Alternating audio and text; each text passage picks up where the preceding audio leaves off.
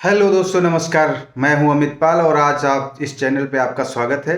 तो आज हम कुछ बात करने वाले हैं कि किस तरीके से लोग जॉब को सर्च करते रहते हैं, जॉब नहीं पाते हैं। खासकर बात करें अगर जो हम बी फार्मा, डी फार्मा, उसके साथ में बीएससी और एमएससी के लोग, जब ये लोग कभी फार्मा सेक्टर में जाना चाहते हैं तो जॉब सर्च करते रहते हैं, लोगों से पूछते रहते हैं, लेकिन सही और सटीक जगह पे नहीं पहुंच पाते हैं। क्या कारण रहता है और कैसे हम पहुंच सकते हैं?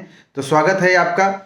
और ये वीडियो आपके लिए बहुत इंपॉर्टेंट हो सकती है, खासकर वो लोग जो जॉब सर्च कर रहे हैं।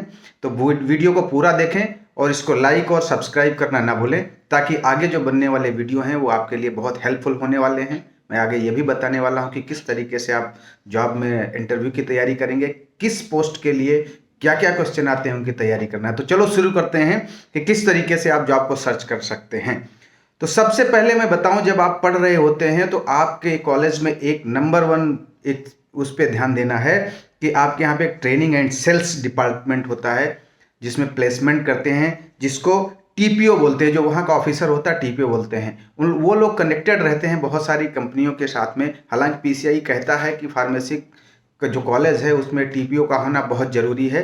तो आप उससे जुड़े रहें, रिलेशन बनाएं, ताकि वो आपका प्लेसमेंट करा सकें। दूसरा है, कुछ जो बी फार्मा के लोग होते हैं जो प्रोजेक्ट करते हैं, तो आप कोशिश करिए कि अपना प्रोजेक्ट जो है वो जाकर के इंडस्ट्री में ही बनाएं। जब आप किसी एक इंडस्ट्री में अपना प्रोजेक्ट तैयार करते हैं, वहाँ पे अच्छा काम करते हैं, अपनी रुचि अच्छी दिखाते हैं, तो वहाँ के लोग आपको वॉच करते हैं। और प्रोजेक्ट तैयार होने से पहले पहले अगर जो आपने अच्छा काम किया है तो वो आपको एक जॉब ऑफर कर देते हैं। तो ये दूसरा तरीका है कि आप अपना प्रोजेक्ट हमेशा जो है किसी इंडस्ट्री के अंडर में वहीं पे बनाएं। तीसरा होता है जो जितनी भी फैकल्टीज़ हैं आपकी, उनसे अच्छा रिलेशन बना के रखें। क्योंकि फैकल्टीज़ जितनी भी होती हैं, चाहे प्रिंसिपल हैं, टीचर्स हैं, वो लोग जो है कनेक्टेड रहते हैं। बहुत सारे ऐसे उनके साथी जो है फार्मा में काम कर रहे होते हैं, तो उनसे कनेक्ट रहिए, उनसे अच्छे रिलेशन बना के रखिए, ताकि वो जब भी कोई जॉब आती है तो वो आपको इन्फॉर्म कर सकें और आपको वहाँ पर इंटरव्यू के लिए भेज सकें, रेफरेंस भी अपना दे सकें। सीनियर्स का रेफरेंस बहुत काम आता है। जो आपके सीनियर्स होंगे, 2 साल, 3 साल, 4 साल पहले जो यहाँ पर पढ़ रहे थे, वो कहीं जाके जॉब कर रहे होंगे, एक जगह पे स्टेबल हो गए होंगे, तो उनसे जब आप रिलेशन बना के रहेंगे, फार्मा कंपनी या फार्मा इंडस्ट्री में ये बात आप समझ के रखिए कि जो भी जॉब्स लगती हैं अधिकतर रेफरेंस की वजह से लगती हैं, और रेफरेंस की वजह से ही जॉब में स्टेबिलिटी आती है।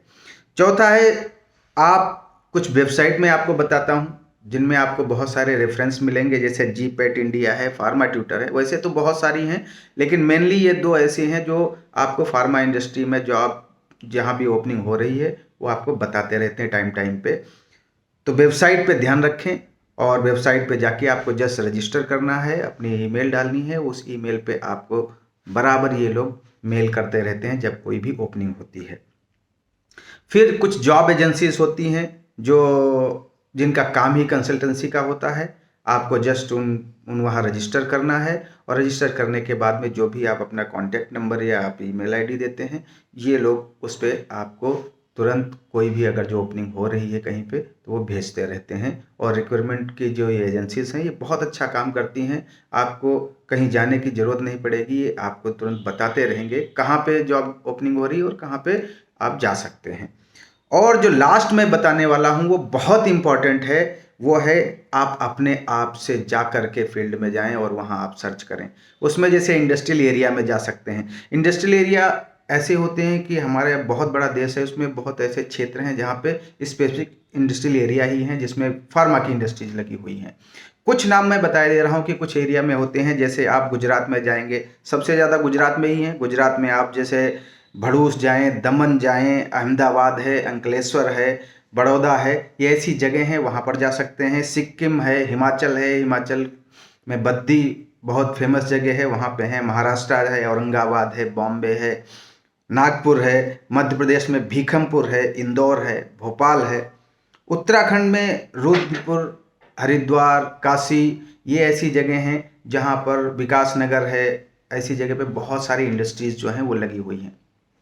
इन इंडस्ट्रीज में जाने का फ़ायदा क्या है, मैं आपको वो बताना चाहता हूँ। जब आप किसी इंडस्ट्रीज में जाते हैं, वो इंडस्ट्रियल एरिया में गए और आप जाकर के अपना रिज्यूम खुद अपने आप वहाँ पर पहुँचाते हैं, तो कभी क्या होता है, कोई तुरंत ही छोड़ के गया है, और ये चीज़ वहाँ चलती रहती है। कोई आज यहाँ गया, कोई दूसरी जगह अच्छी अपॉर्चुनिटी मिल गई वहाँ चला गया, कोई जॉब स्विच करके किसी और सेक्टर में चला गया, तो वहाँ जॉब्स बहुत सारी होती ही हैं। और वो लोग क्या करते हैं कि उनका एचआर पूरा लगता है, जा करके किसी होटल में एक कमरा लेते हैं, उसके बाद में उसका ऐड करते हैं कि वहाँ पे ऐसे इंटरव्यू चल रहे हैं, तो उनका बहुत खर्चा होता है। लेकिन जब आप डायरेक्ट वहाँ पहुँच जाते हो तो वो चाहते हैं कि किसी भी न किसी तरीके से हम आपको हायर कर लें और वो तुरंत आपको रख सकते हैं। तो आप इंडस्ट्रियल एरिया में जाएं और जो मैंने नाम बताएं वो हैं, उनके अलावा भी बहुत सारे इंडस्ट्रियल एरिया हैं, वहाँ पर जा कर के अपना रिज्यूम सबमिट करें। और रिज्यूम सबमिट करेंगे तो ज़रूर आप कामयाब होंगे। जहाँ पर 200-400 फैक्ट्रीज लगी हुई हैं, वहाँ पर ऐसा हो ही नहीं सकता कि 1-2 जॉब ना मिले। तो ये सबसे अच्छा तरीका है कि आप वहाँ पर जाएं। तो ये कुछ मैंने तरीके बताए हैं जिन पे आप काम करें तो आप जॉब आसानी से सर्च कर सकते हैं। अगले वीडियो में हम बात करेंगे कि जब किसी स्पेसिफिक किसी पोस्ट के लिए आप करते हैं तो किस तरीके से आप तैयारी करें, अपना रिज्यूम कैसे बनाएं, रिज्यूम में क्या चीज़ है जो हाईलाइट करना बहुत ज़रूरी है, और कुछ ऐसे जो क्वेश्चंस होते हैं जो नॉर्मली हर एक इंटरव्यू में पूछे जाते हैं, खासकर फार्मा इंडस्ट्री के लिए क्या क्या पूछे जाएंगे वो हम बताते हैं। जब तक के लिए अगर जो कोई ऐसी चीज़ हमसे छूट गई है जो आपके दिमाग में आइडिया है, उसको आप नीचे कमेंट में लिख सकते हैं, सो दैट अगली बार हम उस पर और भी अच्छा कुछ अपनी तरफ से प्रेजेंट कर सकें, और अपने क्वेश्चन आप लिख सकते हैं जिनका मैं जवाब दे सकूं। बहुत बहुत धन्यवाद।